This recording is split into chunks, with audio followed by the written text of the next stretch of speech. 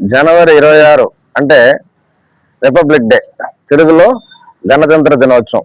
గణతంత్ర దినోత్సవం అంటే పూర్తిగా రాజ్యాంగం అమల్లోకి వచ్చిన రోజు. మనకు చాలా మంది ఇప్పుడు పిల్లలు ఏమంటే ఇండిపెండెన్స్ డేకి రిపబ్లిక్ డేకి కూడా డిఫరెన్స్ తెలియకుండా ఉన్నారు. ఇండిపెండెన్స్ డే అంటే మనకు స్వాతంత్రం ఇచ్చిన రోజు.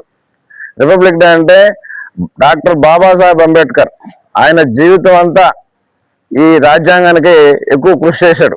ఎందుకంటే రాజ్యాంగం సక్రంగా లేకపోతే ఇప్పుడున్న ఎవరైతే ఈ సోకాల్డ్ ఈ జమీందారులు, ఈ పెత్తందారులు మళ్ళీ ఇదే విధంగా పరిపాలిస్తారో పాత పద్ధతిలో, అలా కాకుండా దీనికి ప్రజాస్వామ్య విలువలు ఉండాలా, ప్రతి మనిషికి ఈ భూమి మీద పుట్టిన ప్రతి మనిషికి హక్కులంటూ ఉండాలా, ఎవరైనా మాట్లాడగల విధంగా ఉండాలా అని ఈ రాజ్యాంగాన్ని ఈ రాజ్యాంగంలో ఉన్న ఆర్టికల్స్ అన్నిటినీ ఎక్కడెక్కడ ఆయన చదువుకున్నాడు కాబట్టి, లండన్లో అమెరికాలో చదువుకున్నాడు కాబట్టి ఈ లండన్ లైబ్రరీలో, అమెరికాలో ఉన్న లైబ్రరీలో ఉన్న యూనివర్సిటీలో ఉన్న మంచి డిఫరెంట్ కంట్రీస్ లో ఉన్న ఆర్టికల్స్ అన్ని చూసి ఎక్కడ మంచి హక్కులు ఉన్నాయి, ఫ్రెంచ్ రాజ్యాంగం ఎలా ఉంది, ఐర్లాండ్ రాజ్యాంగం ఎలా ఉంది, బ్రిటిష్ రాజ్యాంగం ఎలా ఉంది, అమెరికా రాజ్యాంగం ఎలా ఉంది, ఇవన్నీ రెఫర్ చేసి కష్టపడి ప్రతి సగటు మనిషికి స్వేచ్ఛ,